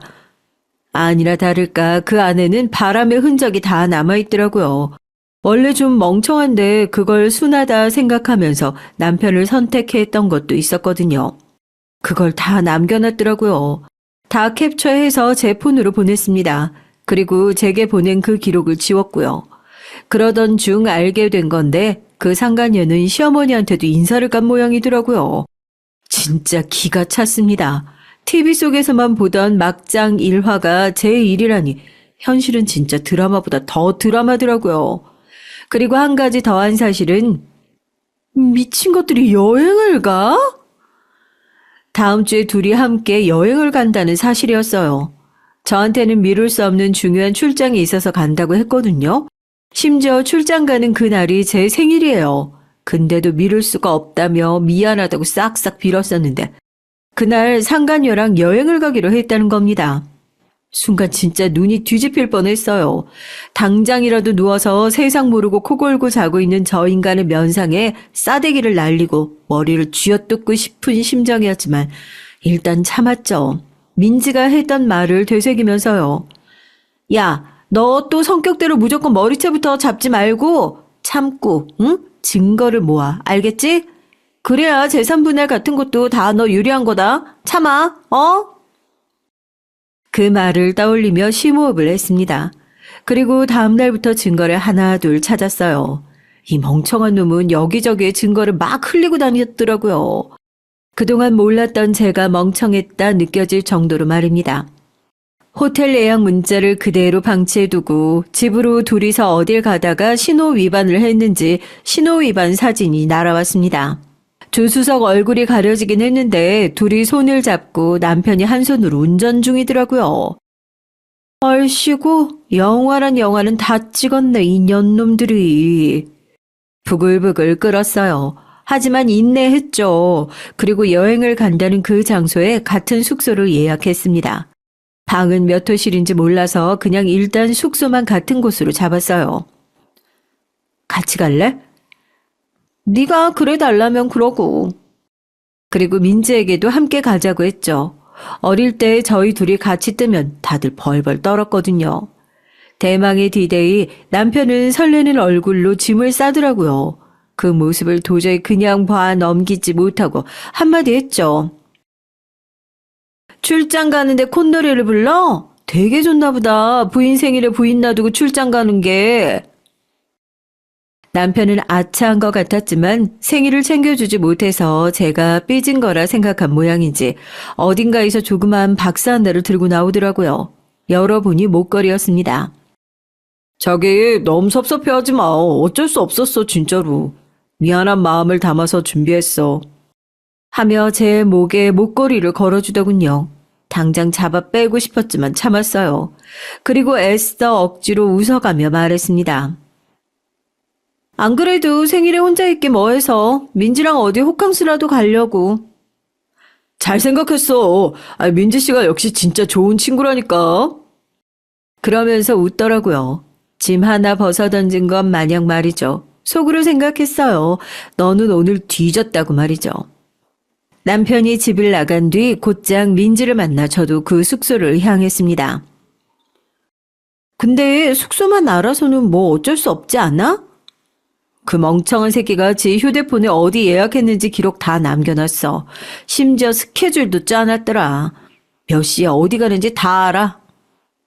좀 많이 멍청하시네. 일정표에 따르면 지금 숙소 가서 짐 풀고 쉬고 있을 거야. 그리고 풀장 갔다가 오후 5시에 식당 예약했어. 호텔 스카이라운지로. 우리도 그 시간에 거기 가서 밥 먹을 거야. 이런 말 좀 미안한데 나 좀 설렌다? 저도 설렜어요. 그놈 잡아 족칠 생각에 말이죠. 그리고 그 상간녀의 얼굴을 확인할 생각에 말입니다. 톡으로 본 그 상간녀는 정말 여우 그 자체였습니다. 남편을 꼬드겨서 명품 백이다 구두다 오만 것들을 뜯어내고 저와 남편 사이를 정말 오지게도 이간질을 했더라고요. 대단히 크게 가진 것도 없는 남자가 뭐가 좋다고 저러는 건지. 민지와 함께 그곳으로 향했어요. 숙소에 도착해 짐을 풀고 잠시 둘러보러 나왔는데 멀리서 낯익은 실루엣 하나가 보였습니다. 그 실루엣의 정체를 확인하고 정말 놀랐어요. 바로 시어머니였어요. 아니, 저 양반이 여길 왜? 몸을 숨기고 여기저기 사진을 찍으면서 구경 중인 시어머니를 봤습니다. 아니, 다 알고 있는 거야? 같이 온 거야, 설마? 그건 저에게도 꽤나 충격적이었어요. 아무리 시어머니가 얄밉고 싫었던 적은 많았다곤 하지만 그래도 이렇게 양심도 없고 경우도 없는 사람일 거라고는 생각해 본 적이 없었습니다. 너무 놀라서 그 자리에서 한동안 굳어 있었죠. 그리고는 멍하니 숙소로 들어와 침대에 털썩 앉았어요. 그런 저를 보고 민지가 걱정스러운 얼굴로 다가왔습니다. 왜? 무슨 일인데? 나 방금 누구 봤는 줄 알아? 왜? 그 년놈들이랑 마주쳤어? 계획 틀어진 거야? 아니, 시어머니 봤어. 아니, 네 시어머니를 여기서 왜 봐? 하던 민지가 뭔가 깨달은 듯 경악스러운 얼굴을 했어요. 설마 셋이서 같이 온 거야? 그런 거 같아. 완전 단체로 쳐돈 거네. 민지는 정말로 화가 난 듯 길길이 날뛰었어요. 그런 민지를 말릴 생각도 없이 멍하니 앉아있다가 벌떡 일어났죠. 진짜 나 다 죽여버리겠어. 제 다짐을 들은 민지가 고개를 끄덕였습니다. 최선을 다해서 도와줄게. 그렇게 둘이 함께 한 번 더 마음을 다잡고 시간이 되어 스카이 라운지로 향했어요. 민지는 그 모든 상황을 기록하기 위해 입구에서부터는 휴대폰 동영상을 찍었죠. 일부러 그들보다 20분 정도 뒤의 시간으로 예약을 했어요. 한참 화기애애할 시간에 들어가려고요. 아니나 다를까 멀리서 낯익은 목소리와 웃음소리가 들려오더군요.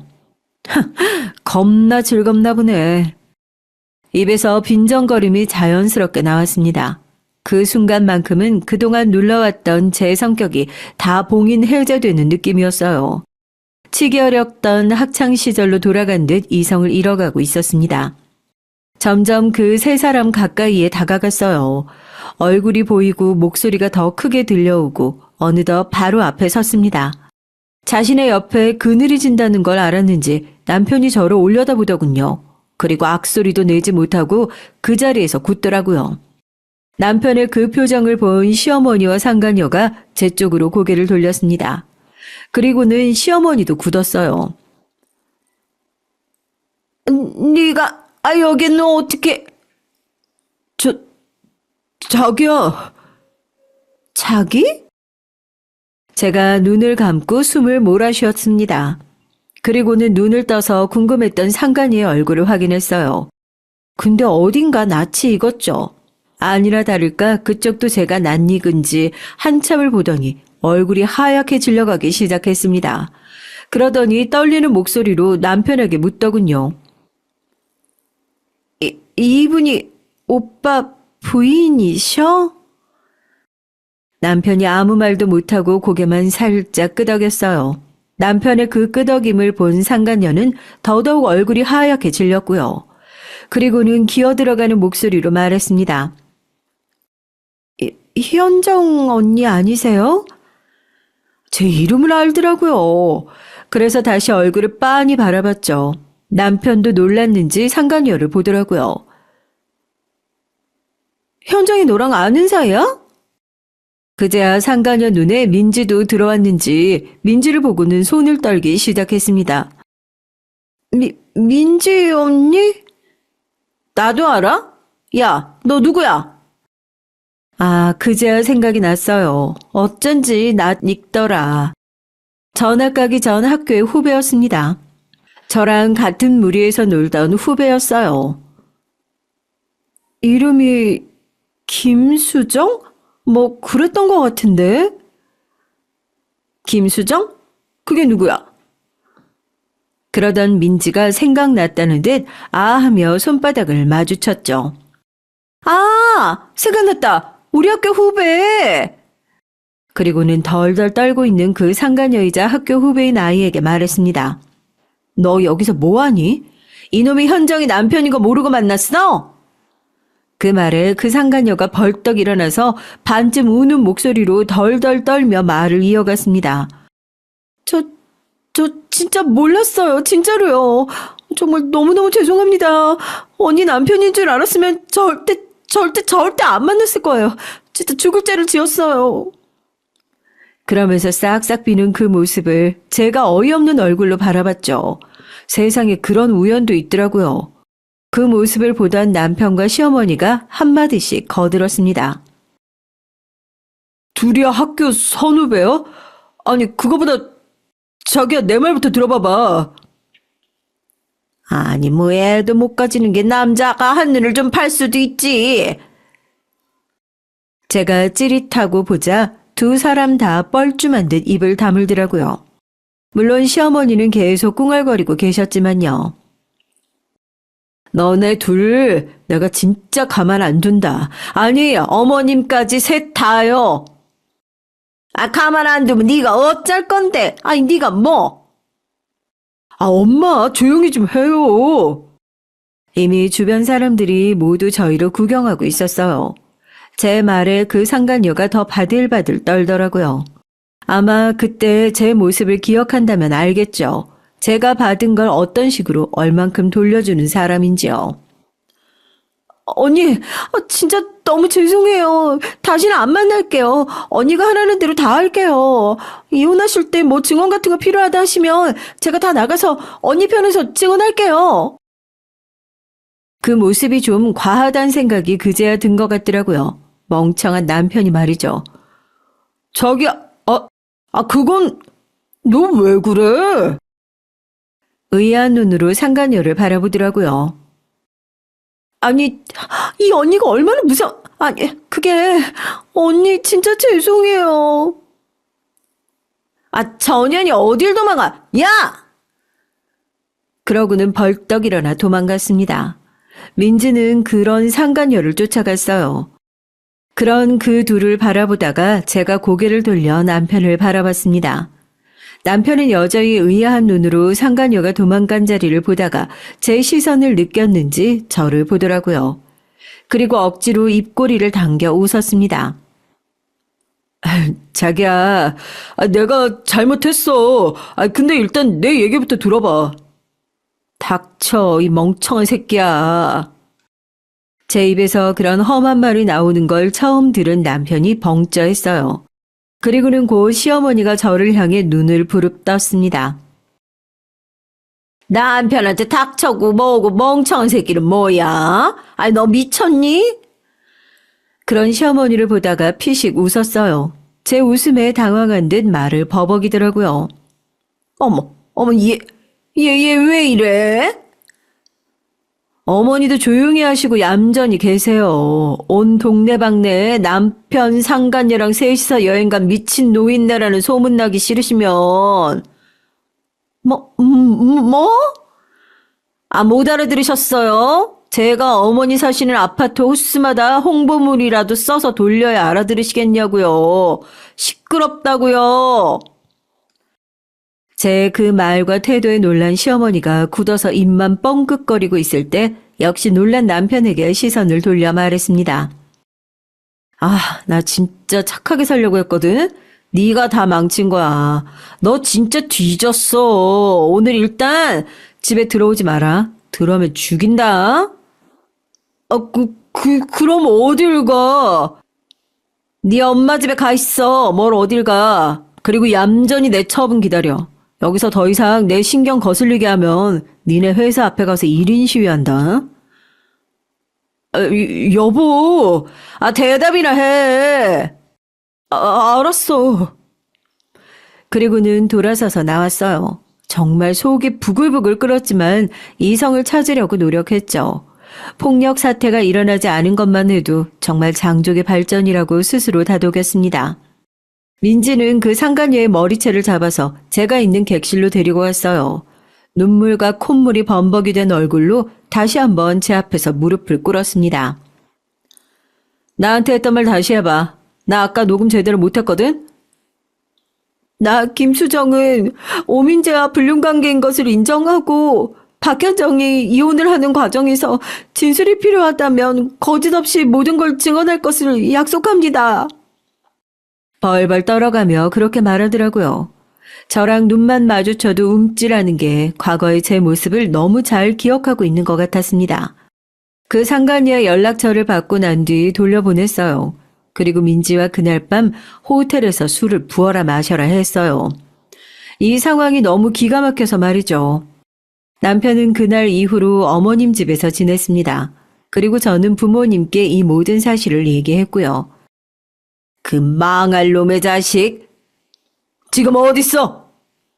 당장이라도 잡으러 가려는 걸 제가 알아서 잘 하고 있다고 하니까 납득한 듯 고개를 끄덕이시더라고요.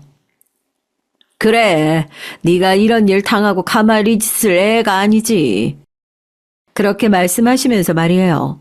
그럼에도 불구하고 딸이 이런 일을 당한 걸 너무 속상해하셔서 마음이 아팠죠. 이를 이렇게 만든 남편과 시어머니 상간녀에게 더더욱 화가 났고요. 그동안 제가 모은 자료와 그날 민지가 찍었던 영상 증거로 이혼 소송과 위자료 청구 소송을 동시에 진행했습니다. 증거가 워낙 명확해서 제가 무조건 이긴다고 하셨어요. 재산도 집을 포함 결혼 후에 발생한 재산들은 잘 분할이 될 거고 위자료도 꽤 높은 금액을 받을 수 있을 거라고 말이죠. 하지만 성격상 거기서 분이 안 풀렸습니다. 그리고 얌전히 있어도 모자랄 판국에 시어머니와 남편은 가만히 있질 않았어요. 어느 날은 집으로 찾아왔더군요. 아니, 남자가 좀 실수를 할 수도 있는 거지, 그걸 이렇게 세상이 다 알게 소송까지 해? 하여간 요즘 여자애들은. 당신 이렇게 무서운 여자였어? 언제 이렇게 자료들을 다 모은 거야? 그리고 그동안 알고도 소송하려고 모른 척하면서 나 떠본 거였어? 아, 진짜 무슨 개 짖는 소리야. 불륜녀랑 셋이서 본쳐 두고 여름 휴가 갔다 온 인간들이 누구 보고 너무하다, 누구 보고 무섭대. 지금 저랑 장난하세요? 아니, 자기야. 아마도 처음 보는 듯한 제 표정과 말투에 남편도 시어머니도 많이 놀란 것 같았어요. 어른 앞에서 이 무슨 버릇없고 경우 없는 행동이야, 어? 진짜 경우 없고 버릇 없는 게 뭔지 보여드려요? 예? 제가 소리를 확 질렀더니 시어머니도 남편도 멈칫하는 게 느껴졌습니다. 그때 저희 친정엄마가 집으로 오셨어요. 두 사람을 보고 표정이 확 굳었습니다. 여긴 왜 오셨어요? 에? 뭐 무릎이라도 꿇으러 오셨어요? 아니 대체 애교육을 어떻게 시켰길래 어른한테 이렇게 소리 지르고 버릇없이 구는 거예요? 네? 머리채 안 잡은 걸 다행으로 여기시고 그냥 가세요. 예? 시어머니의 그 말에 엄마가 한숨을 푹 쉬더니 팔짱을 끼고 저에 대해 얘기하기 시작했습니다. 내가 애 키울 때 내 딸이지만 무서웠던 적 한두 번이 아니었거든요. 에? 나이 들면서 철이 좀 들었다고는 하지만 어릴 때 그 성깔 어디 가진 않을 거고 지 성격 누르고 잘 사는 애를 지금 건드리게 누군데 여기 와서 행패를 부려요? 어? 내 딸이지만 얘 내가 못 말리니까 지금 폭력 사태 안 난 것만으로도 천운이다 여기고 가세요 좀. 뭐라고요? 아니, 원래 순한 사람 아니었어요? 순하다고? 얘가? 내가 얘 사고 쳐서 학교를 수십 번은 불려가고 물어준 합의금이 얼만데. 그러니까 조용히 가세요 좀. 엄마의 그 말에 남편과 시어머니의 얼굴이 사색이 되더라고요. 그리고는 어버버 거리더니 자리를 떴어요. 그리고 며칠 뒤 제 후배이자 남편의 상간녀인 그 친구가 저를 찾아왔더라고요. 제발 용서받을 수 있는 기회를 달라 애걸하길래 그 자리에 나갔습니다. 민지가 녹음을 꼭 해야 한다고 해서 녹음기도 챙겼고요. 저도 좀 일찍 나간다고 나갔는데 이미 와 있더라고요. 그리고 저를 보자마자 자리에서 벌떡 일어나서 인사를 해서 인상을 찌푸렸습니다. 그 군기가 바짝 든 모습에 커피숍의 다른 손님들이 쳐다봤거든요. 아, 작작해. 다 쳐다보잖아. 죄송합니다, 언니. 제가 자리에 앉자 따라 앉더라고요. 주문한 커피가 나오고 제가 먼저 입을 뗐습니다. 야, 네가 하는 말 다 녹음해도 되지? 그럼요. 오늘 다 말씀드리고 사죄하러 나온 건데요. 그 말에 테이블 위에 녹음기를 올려놓고 녹음 버튼을 눌렀어요. 녹음 시작했다. 일단 어떻게 만났는지부터 말해. 남편 회사 거래처 회사에서 일을 하고 있다고 하더라고요. 몇 번 보다 보니까 사람이 괜찮은 것 같아서 호감을 가지게 됐다고. 처음에는 유부남인 줄 몰랐고 나중에는 알았는데 그래도 헤어지지 않은 건 정말 잘못된 거였다고요. 만난 지 얼마나 됐냐 물었더니 1년 정도 됐답니다. 그때 걸린 그게 1주년 기념해서 겸사겸사 간 여행이었대요. 시어머님이랑은 어떻게 같이 가게 됐냐 물었더니 우연히 데이트하는 걸 시어머니한테 들킨 적이 있대요. 근데 뭐라고 하시기는커녕 나이랑 건강 상태, 결혼관 이런 걸 물어보더니 친하게 지내라고 하시며 그 자리에서 휴대폰 번호도 주고받았다고요. 그 이후에 쇼핑도 같이 다니고 밥도 같이 몇 번이나 먹고 그랬대요. 나이랑 건강 상태 체크 뭐 뻔했습니다. 제가 아이를 갖는 게 좀 늦어지고 있으니까 여차하면 새 며느리감으로 미리 점찍어 둔 거겠죠. 결혼하면 직장생활 그만두고 살림만 할 수 있겠냐길래 그게 제 꿈이었다고 하니까 엄청 좋아하시면서 많이 챙겨주셨어요. 저한테 매번 마음에 안 드는 티를 냈던 부분을 상간녀가 다 해주겠다 하니까 퍽이나 마음에 드셨겠죠. 그냥 이제 어이가 없다 못해 해탈한 기분이 들었습니다. 이혼하겠다고 하든? 그 말에 조금 망설이더니 대답을 했어요. 네, 조금만 기다려달라고요. 부인이 위자료나 재산 분할 적게 하려면 유책 배우자가 자기가 아니라 부인이 돼야 한다고 흠 잡힐 때까지 기다리라고 그러더라고요. 그 말에 제가 마시던 커피잔을 테이블 위에 3개 내려놨습니다. 화가 나서 저도 모르게 힘 조절이 잘 안 됐어요. 그 소리에 상간녀가 움찔하더라고요. 언니, 저는 진짜 언니가 나중에 증언이 필요하다고 하시면 법정에도 나갈 수 있어요. 그러니까 제발 저는 용서를 좀 해주시면 안 될까요? 아니, 용서가 힘든 일이라는 거 너무 잘 아는데 그래도 한 번만 봐주세요. 진짜 너무 죄송해요. 그날 언니랑 민지 언니 두 분 뵙고 저 하루에 3시간도 제대로 못 자요. 피식 웃음이 나왔습니다. 그러게 잘못할 일을 애초에 왜 했냐? 진짜 죄송하다는 말 말고는 들을 말씀이 없어요. 민지도 나오겠다는 거 내가 뜯어말리고 혼자 나온 거거든? 그 말에 상간녀가 또 움찔하더라고요. 저와 민지는 각각 또 무서워하는 친구들이 많았지만 둘이 함께 있을 때 그 강도가 더 셌어요. 둘 다 워낙 죽이 잘 맞고 화가 많았던 성격 탓에 둘이 같이 있으면 정말 그 누구도 저희를 못 건드렸거든요. 그리고 서로에게 누군가 잘못하면 같이 수십 배로 갚아주기도 했었고요. 그걸 몇 년 동안 코앞에서 봐온 후배이니 저와 민지가 같이 있는 모습이 겁날 만도 하겠죠. 상간녀가 조심스럽게 입을 열어 물어봤습니다. 민지 언니랑은 언제 다시 친해지신 거예요? 그런데 두 분 그러고 아예 안 보는 거 아니셨어요? 그게 왜 궁금한데? 아니, 제가 그날 두 분 뵙고 나서 그때 친구들한테 전화해서 물어봤거든요. 언니랑 민지 언니 같이 있는 거 봤는데 두 분 다시 친해지신 거냐고. 근데 다들 놀라기만 하고 아무도 몰라서. 그 와중에도 그게 궁금했던 모양이었습니다. 학교의 전설처럼 전해 내려오는 얘기니 뭐 궁금할 법도 하긴 하겠다 생각하면서도 대답해줬어요. 다시 만난 지 얼마 안 됐어. 아, 나랑 만나고 그 뒤로 그 새끼한테 연락 없었지? 상간녀가 제 물음에 움찔하더군요. 연락이야 왔겠죠, 뭐 당연히. 그래서 목소리를 좀 낮게 깔고 물어봤어요. 거짓말 할 생각하지 말고 제대로 말해라. 제 목소리와 표정에 또 겁을 먹고서는 줄줄 말하기 시작했습니다. 안 그래도 그리고 바로 연락이 왔지만 제가 무서워서 받지 않고 있다가 이틀 전에 만났다고요. 저에 대해서 물어볼 게 있다고 해서 만났대요. 저희 엄마가 제 과거에 대해서 말한 날이었습니다. 나에 대해서 뭘 물어보디? 그 상간녀의 말에 의하면 제 얘기에 나갔더니 남편이랑 시어머니가 같이 왔더랍니다. 마마보이라고 생각은 했지만 지 엄마랑 같이 안 가는 곳이 없더라고 생각했어요. 아무튼 그래서 저에 대해 정말 세세하게 묻더랍니다.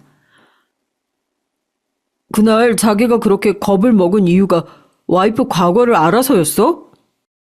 정말 몰랐냐는 질문에 남편은 제가 오히려 찐따에 가깝다고 생각했었다 대답을 했대요. 그래서 학교에서 있었던 제 일화 몇 가지를 얘기해 줬답니다. 그 언니는 정말 자기가 당한 건 몇 배로 갚아주는 사람이고 너무 무서워서 근방에 그 언니 모르는 사람이 없었고 아무도 못 건드렸다고요. 남편과 시어머니가 정말 많이 놀라더래요. 전혀 몰랐는데 진짜지? 다른 사람이랑 착각한 거 아니고? 착각은 무슨 지 엄마가 자기 딸이지만 못 말린다고 한 거 못 들었니? 어쩐지 나는 걔가 처음부터 마음에 안 들더라고. 시어머니는 한참을 저에 대해 험담을 했대요. 그리고 남편은 진짜 저 때문에 자신과 헤어질 건지 물었답니다. 그래도 그때는 어린 학생 때였고 그때 그랬었다는 걸로 지금까지 이렇게 겁먹을 필요가 있어? 자기 진짜 나랑 헤어질 거야? 난 자기 사랑해. 그래, 아유 그게 뭐라고 이렇게 겁을 먹고 그러니 너도 참. 두 분이 그 언니를 직접 못 겪으셔서 그래요. 게다가 민지 언니랑 같이 있으면요. 저는 못해요. 어떤 보복 당할 줄 알고. 오늘 이후로 연락 안 받을 거니까 오빠도 연락하지 마. 알겠지? 그리고 자리를 떠나왔다고 하더군요. 그 와중에도 저랑 헤어지고 계속 만날 생각을 하다니 정말 기가 찼습니다. 그래서 제가 기가 막히다는 얼굴로 웃었어요.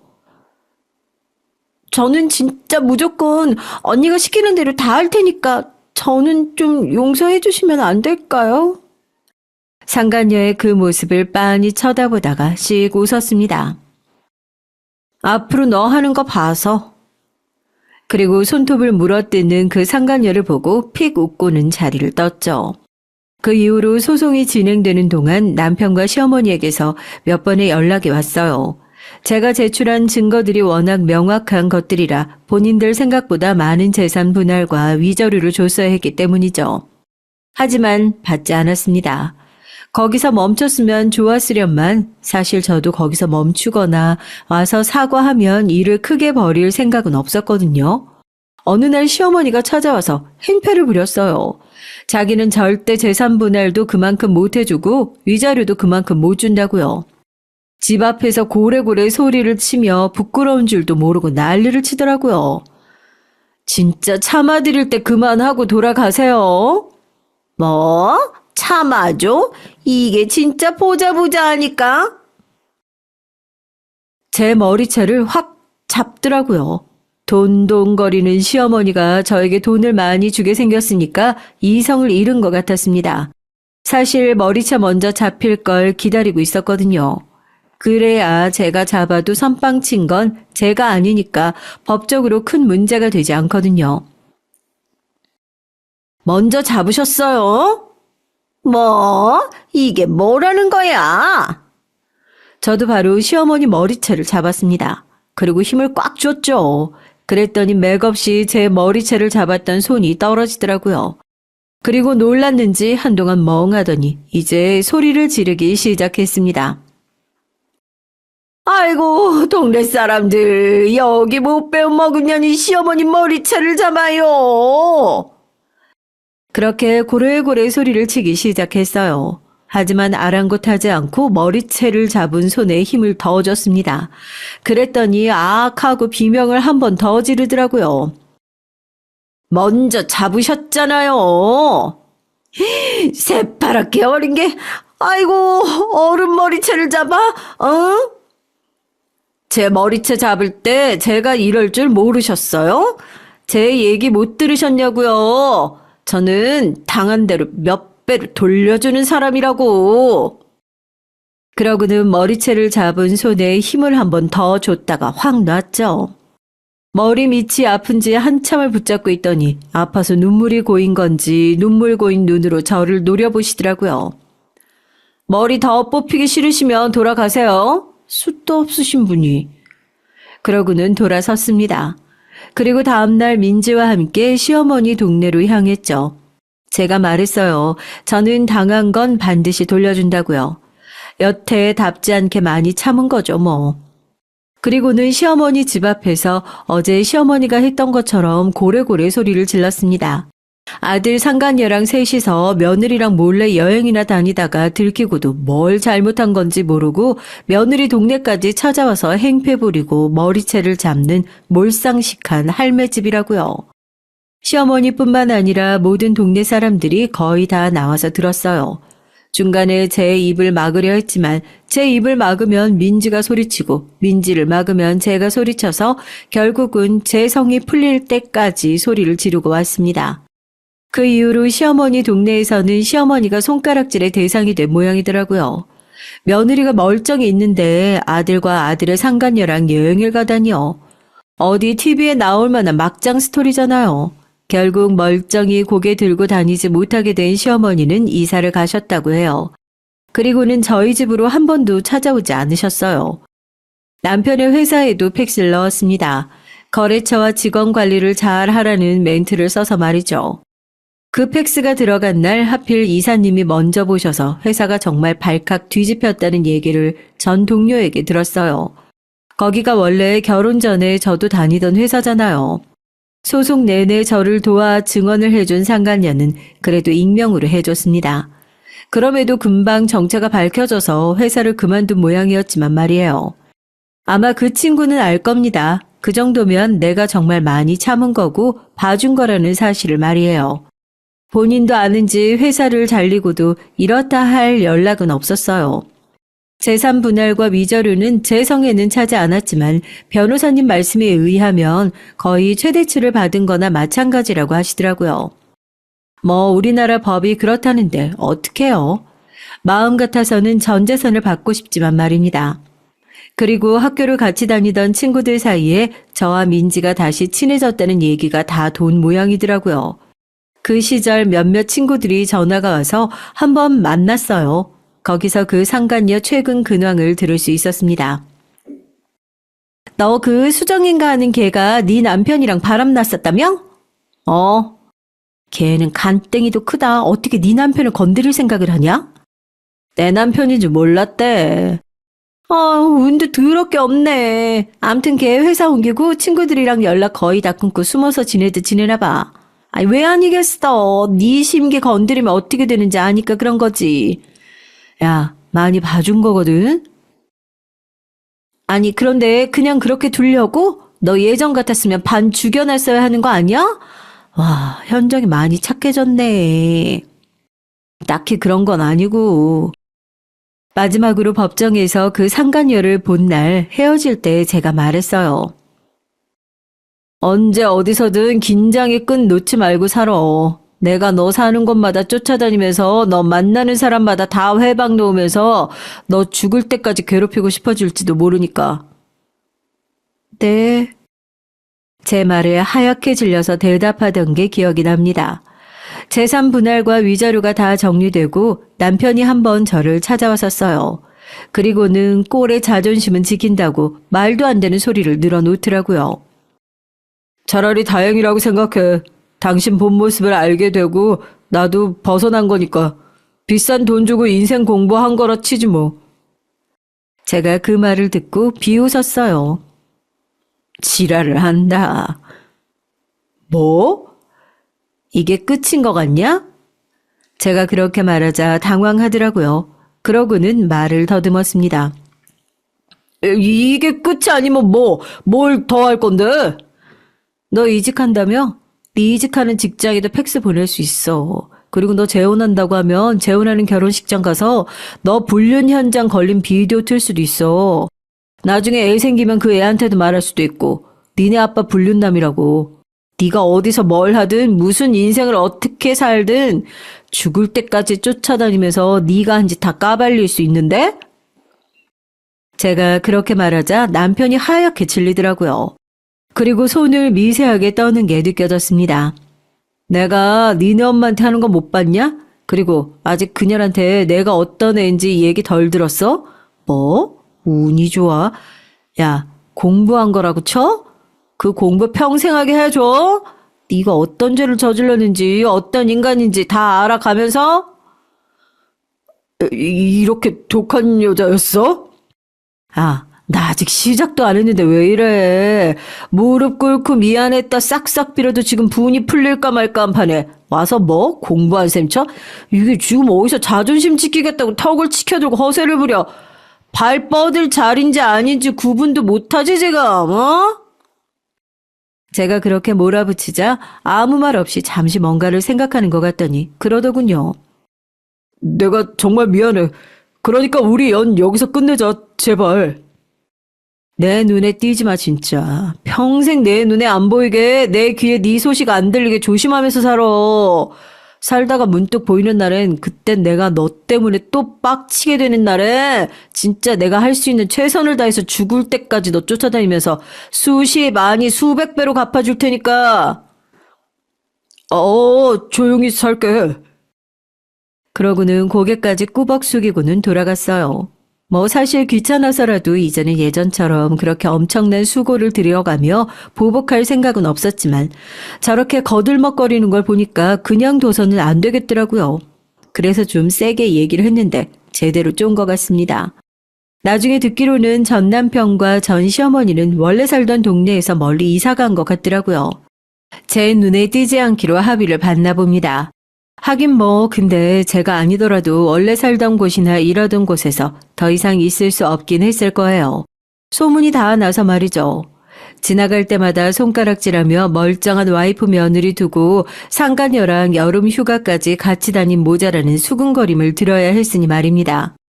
상간녀는 연애를 하다가 그 과거 때문에 차였단 얘기를 전해 들었어요. 제가 딱히 손을 쓴 건 아니었는데 이미 소문이 많이 난 일이라 귀에 들어갔나 봅니다. 그 남친이 엄청 부자였다는데 뭐 지복 지손으로 찬 거죠 뭐. 아, 우연히 저희 엄마가 전 시어머니를 백화점에서 만난 적이 있다는 얘기도 해드릴게요. 쇼핑을 하고 있는데 어디서 낯익은 얼굴이 보여서 저희 엄마가 자기도 모르게 인사를 했대요. 그리고는 아차 했답니다. 저희 엄마도 진짜 저희 엄마죠? 아, 반갑게 인사할 사이가 아니라는 걸 인사를 하고 깨달았네요. 아, 네. 아유, 쇼핑도 하시고 아주 좋아 보이십니다. 저희 엄마의 그 말에 시어머니 표정이 파리해지시더랍니다. 그리고는 손사래를 치며 호들갑을 떨더래요. 아이고, 전혀요, 전혀 아니에요. 전혀 좋게 지내지 않아요. 아유, 왜요? 좋아 보이시는데요. 엄마는 자기가 욕을 한 것도 아닌데 뭘 그렇게 난리를 치면서 좋게 지내지 않는다는 사실을 어필하나 싶었는데 바로 알게 됐다고 합니다. 아니요, 아유, 전혀 좋게 지내지 않고 매일매일 힘들게 지내고 있으니까 저 좋아 보인단 말은 따님한테 절대 하지 마세요. 예? 예. 금방 깨달으셨다더라고요. 잘 지내는 것 같아 보인다고 하면 제가 가서 보복이라도 할까 겁이 나셨던 거겠죠. 아마 그날 저한테 머리채를 잡히고 제가 동네에 소리를 치면서 본인이 한 짓을 다 까발린 게 전 시어머니에게는 꽤나 충격적이었던 모양이에요. 근데 잘 지내는 것 같아 보이긴 했어. 엄마가 못마땅한 얼굴로 그렇게 말하더라고요. 그런 엄마의 모습을 보고 웃었습니다. 뭐 복수를 더 하고 싶게 될 수도 있어요. 어느 날 자고 일어났는데 참을 수 없을 만큼 화가 나거나 또 무슨 소식을 듣게 됐을 때 그렇게 잘 사는 꼴을 보고 싶지 않아서 회방 놓고 싶어질 수도 있겠죠. 하지만 예전에 못되게 살았던 업보라는 생각도 조금 하고 있는지라 그냥 여기서 그치기로 했습니다. 전 남편도 전 시어머니도 또 그 상간녀도 알아서 저를 피해 다니고 있는지라 덜 거슬려서 이런 생각을 할 수 있는 걸 수도 있고요. 제 얘기는 여기서 끝입니다. 받은 위자료로 여행이나 길게 갔다 올 생각이에요. 회사에는 휴직계를 냈거든요. 회사분들은 제가 먼저 얘기를 하지 않았는데 제 얘기를 어디서 다 들으셨는지 저를 굉장히 안쓰러워하며 배려해 주고 계시거든요. 그래서 제가 휴직계를 내고 여행을 다녀온다고 하자 다들 그런 시간이 꼭 필요하다며 응원을 해 주셨습니다. 전 회사분들도 전화가 몇 번 오긴 했어요. 전 남편이 그런 사람인 줄 정말 꿈에도 생각하지 못했다면서, 그리고 현정 씨가 그런 깡따구가 있는 사람인 줄도 몰랐다고요. 아마 제가 회사에 남편의 불륜 증거들을 모은 팩스를 보낸 걸 두고 한 말이겠죠. 남편이 그걸 두고 저보고 독한 여자다 했는데 사실 그런다고 누가 남편만을 믿어주겠어요? 어쨌든 남편은 명백히 잘못을 한 불륜남인데 말입니다. 아무튼 제 평판에는 별 문제 없이 결론이 났습니다. 이번 일을 겪으면서 알게 된 사실인데 제가 성격을 죽이고 살고 있다고 생각했지만 그게 아니라 나이가 들면서 실제로도 좀 유해지긴 한 모양이더라고요. 이 정도에서 끝낸 걸 보면요. 예전 같았으면 정말 이거 몇 배로는 갚아줬을 텐데 말이죠. 좀 길게 여행을 다니면서 생각을 좀 정리할 시간을 가질까 해요. 그리고 돌아오면 다시 제 인생을 살아야겠죠. 그 과거는 이제 과거니까 털어버리고 말입니다.